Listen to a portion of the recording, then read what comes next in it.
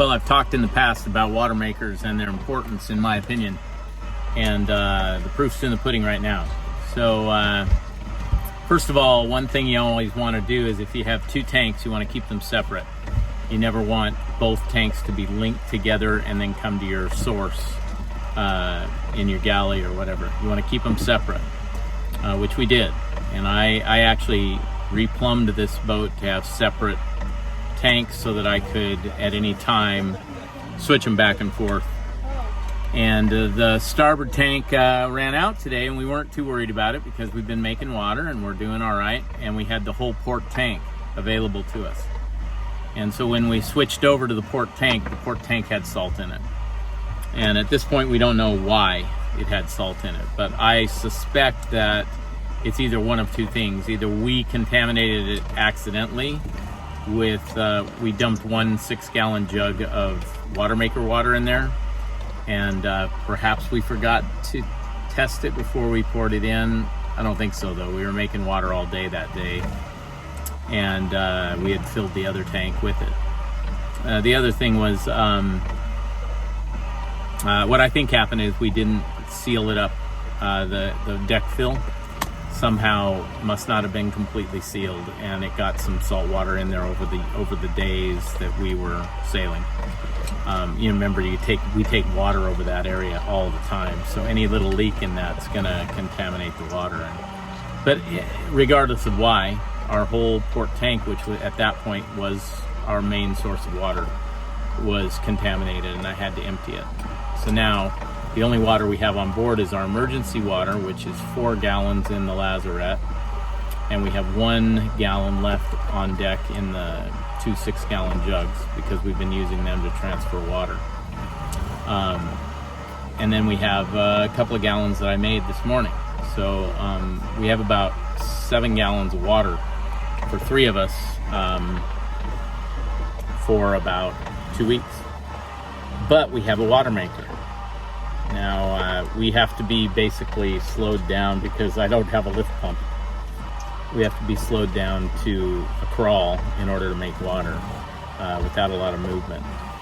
So I'm going to get a lift pump for this, and then that'll take care of that. But for now, we're becalmed today, which is good. So I'm making water. And I'll show you the water maker and the system here.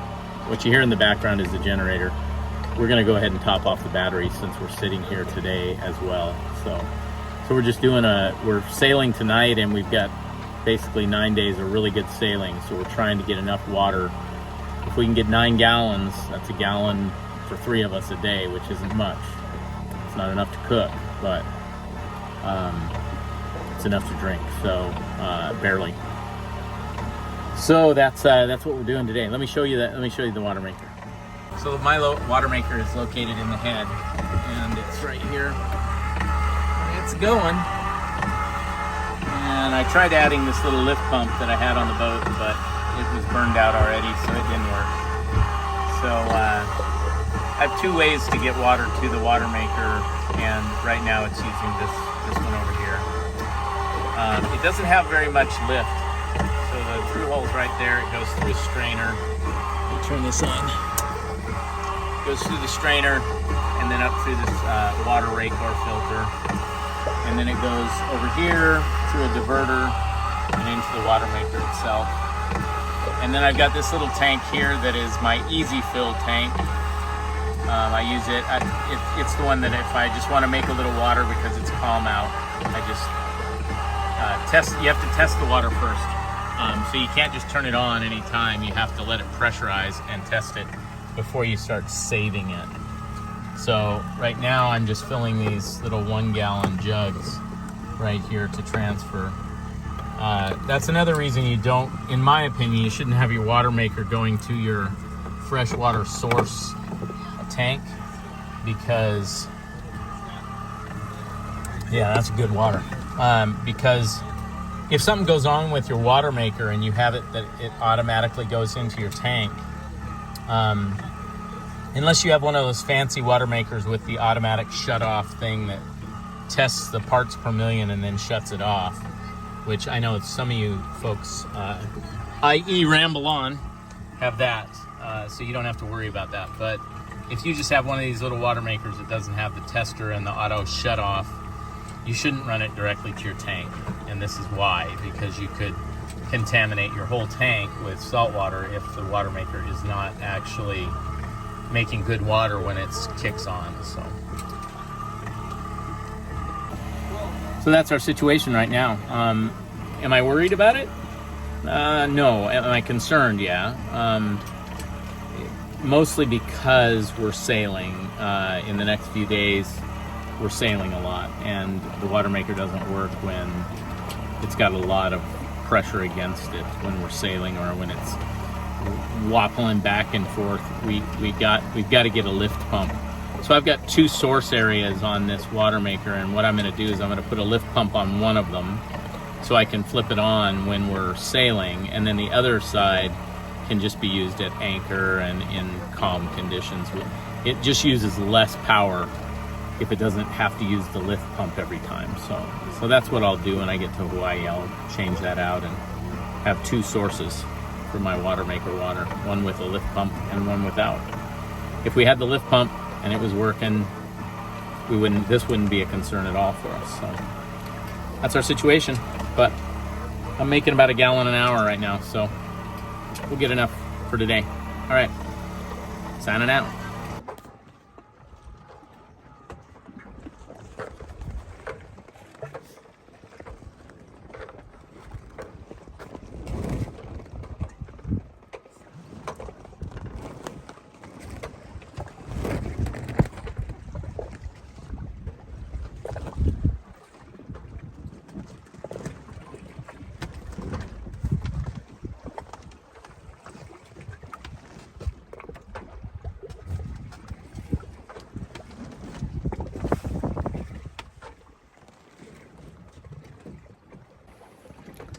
Good morning, everybody, and welcome back to another day offshore on the way to Hawaii. I think this is day 41. Every day now that I'm out here is one more day longer than I've ever been offshore, and that for me is pretty exciting. You can tell in my beard that that's what's happening. We're about 1,000 miles left to go. We're supposed to have good wind today, but it's dead. Now, the flip side to that is a good thing, is I get to make water. So I'm down there, got it running, and I'm making some water. We were able to put in 15 gallons into the water tank before the boat got too rough to make water, and which the tanks are 20 gallons each. We can't use the port tank because it's been contaminated. If I can make another 5 gallons today down here, that'll pretty much fill our starboard tank. And we've got some in reserve now. We've got 4 gallons in the LAS in 1 gallon jugs. And we've got one of these 6 gallon jugs is full. So if I fill the other 6 gallon, we should be fine for water all the way to Hawaii. We've been doing a little better time until right now. I'm looking forward to getting back underway again here. I hope this is just a momentary thing. We're surrounded by squalls right now, and so the squalls kind of steal the wind for a little while where you're sitting, and then they'll pipe up when you get near a squall. So I'm hoping that this is just a momentary thing, but I will make full use of any time like this to make water. So it's not a loss either way. The truth is we'd have probably had to stop at some point and make water anyway. So in this case, it's a good thing. I guess you just got to look at everything as the sun, right? Look at the sunrise and say, hey, could be worse. All right, have a great day today wherever you're at. We're going to try and have a good day here today.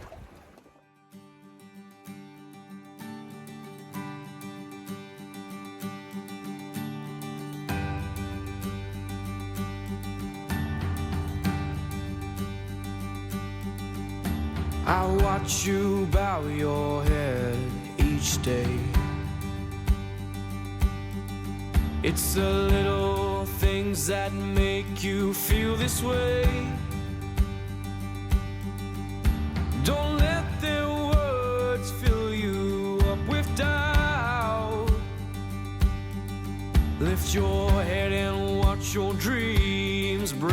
reach out. Don't you give up now. You have made your vows. You might not know how, but you will find the key. Feel your soul arise from that spark in your eyes. Watch it come alive. This is your destiny.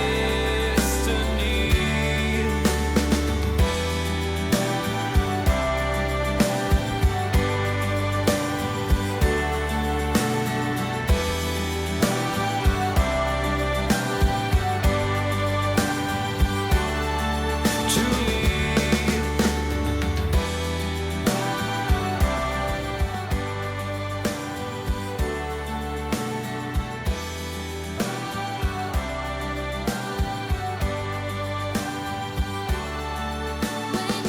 when your hope fades away and you've been led astray, when there's nothing left to lose, when you feel you have to choose what you love or need, let your heart take the lead. Take it all in your stride, show 'em all what's inside. Keep your dreams in your sight, hold 'em with all your might. Stay strong, keep moving on. Don't you give up now. You have made your vows. You might not know how, but you will find the key. Feel your soul arise. This boat didn't used to have a deck fill. It had just, you had to go down in the aft cabin and take the cushions off and then open up a little hatch and run your hose down into the aft cabin to fill the tanks, which is just crazy. I can't believe that they even designed it that way. You can imagine how wet your cushions are gonna get and your mattresses and all that stuff. It's just silly to me. But anyway, so I put deck fills up here, and this one over here says waste and this one says fuel because that's what I had available for free. So neither of them say water. But there is no fuel on this boat and there is no waste tank because I use a composting head. So anyway, when you add those deck fills, you have to add an overflow vent, basically.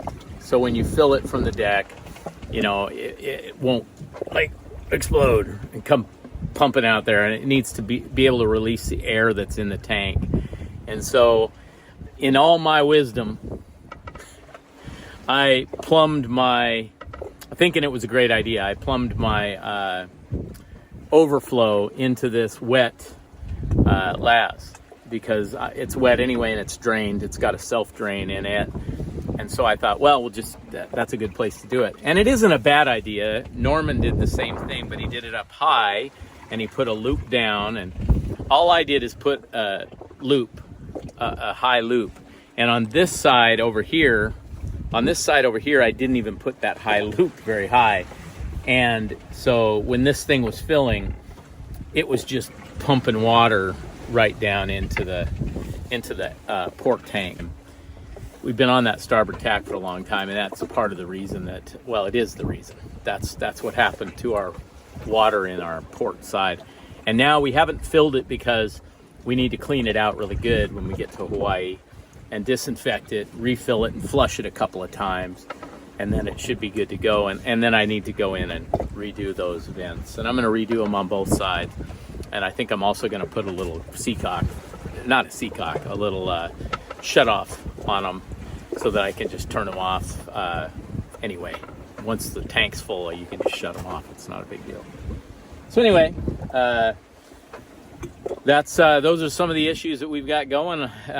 Not very many, really. If you consider a long voyage like this on a little sailboat, by the time we get there, it'll be 50 days. So today, we're just sailing along. We've got a little less than 900 miles, I think, left now. And I'm going to empty the head. So this will be the third time on this voyage that I've had to empty the head overboard. Not a big deal. It's just dirt. Not my favorite job, but it could be worse. I've cleaned a lot of heads, and this isn't that bad. So I'm going to do that, and I'm not going to film that because none of you want to see that. So I hope you're having a great day today, wherever you're at, and hope you're enjoying the sunshine, even if it's winter. Thanks a lot for following along Sailing Vessel MIG. Please like and subscribe to the channel. It really helps us out a lot. Bye-bye. Stream of time will run, baby. We'll hold back the sun. This feeling moves me every single day. I'm captured by your charm.